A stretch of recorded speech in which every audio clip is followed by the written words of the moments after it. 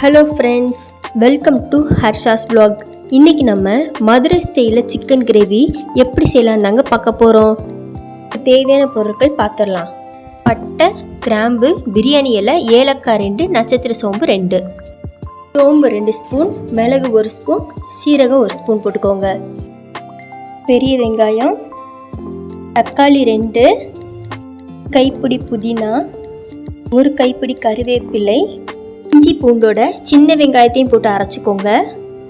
தூள் 1 ஸ்பூன், மிளகாத்தூள் 1 ஸ்பூன், மல்லித்தூள் 2 ஸ்பூன், பெரிய தக்காளியை இது போல் அரைச்சிக்கோங்க.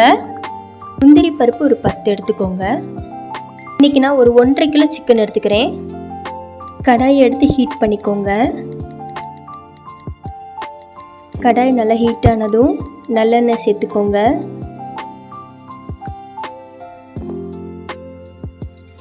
அடுத்து நம்ம வீட்டில் செஞ்சோம் பார்த்தீங்களா, அந்த நெய் ஒரு 2 ஸ்பூன் ஆட் பண்ணிக்கோங்க. இது எதுக்கு அப்படின்னா கொஞ்சம் டேஸ்ட் கொடுக்குங்க, அதனால தான் நெய் ஆட் பண்ணுறோம்.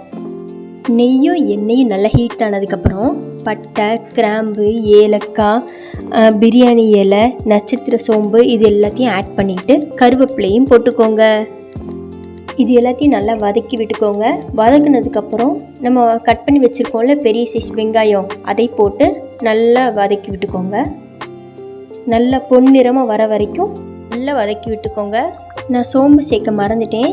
நீங்கள் பட்டை கிராம்புலாம் சேர்த்தோம்ல, அப்பயும் சோம்பை போட்டு நல்லா வதக்கிக்கோங்க.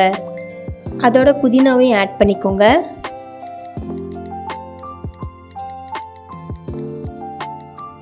இது நல்லா ஒரு 5 நிமிஷம் வதங்கினதுக்கப்புறம் நம்ம எடுத்து வச்சுருக்கோம்ல முந்திரி பருப்பு, அதையும் அதோட போட்டுக்கோங்க.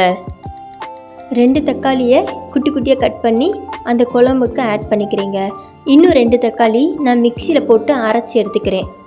அப்போ தான் குழம்பு நல்லா திக்னஸாக கிடைக்கும். அதனால தக்காளி நல்லா வதங்கினதுக்கப்புறம் நம்ம எடுத்து வச்சுருக்கோம்ல இந்த இஞ்சி பூண்டு வெங்காயம் பேஸ்ட்லாம் இருக்குல்ல, அதையும் இதோட சேர்த்து நல்லா கலந்து விட்டுக்கோங்க.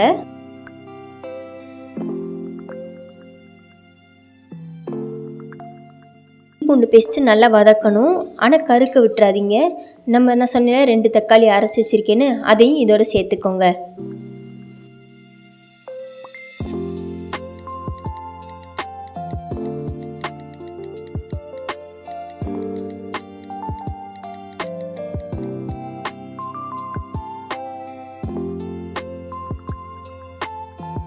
இஞ்சி பூண்டு பேஸ்ட் நல்லா வதங்கிடுச்சு. தேவையான அளவு உப்பு சேர்த்துக்கோங்க.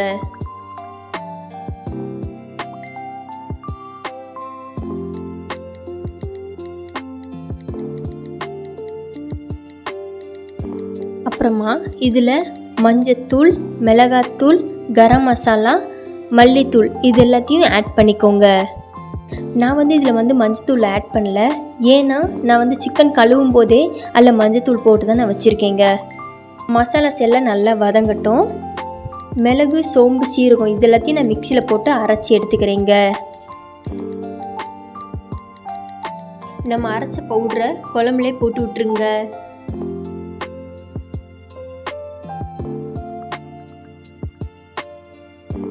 மசாலாஸ் நல்லா வெந்துருச்சுங்க, பார்த்தாலே தெரியுது பார்த்தீங்களா.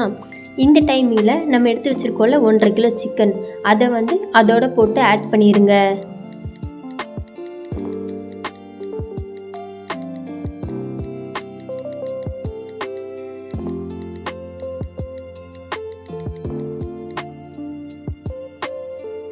முக்கியமாக சிக்கன் வாங்கும்போது இந்த மாதிரி கிரேவிக்குனா ஒரு சில பேர் ஸ்கின்னா பிடிக்காது. அதை ஸ்கின்னை எடுத்து சொல்லுவாங்க. ஆனால் இந்த மாதிரி கிரேவிக்கு ஸ்கின்னு தான் டேஸ்ட்டு.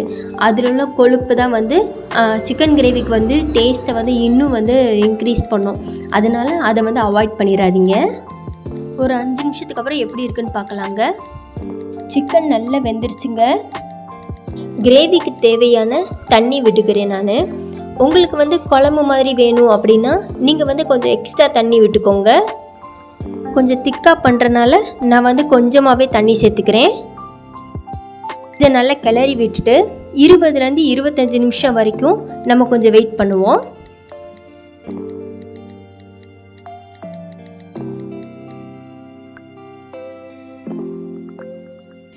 நிமிஷம் போல் ஆயிடுச்சு.